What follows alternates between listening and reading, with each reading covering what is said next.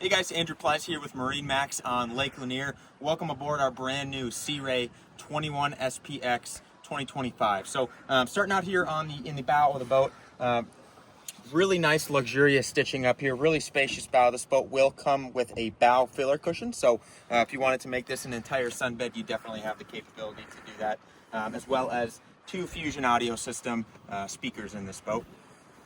Moving forward to our helm station here. This boat's going to be equipped with a Simrad multifunction display, so this is going to have all your mercury, your chart plotter, as well as your depth finder on it, and then a lot of the switches over here are going to be for your blower, your accent lighting, and things like that. Another really nice feature of this boat is you have a reversible swing back second captain's chair, so you can sit forward, or if you want the option to really enhance your entertainment space in the cockpit, you can flip that back and just really enhance the space back here.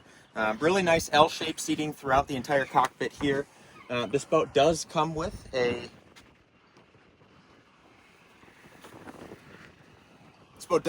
water sports tower, as well as your bimini.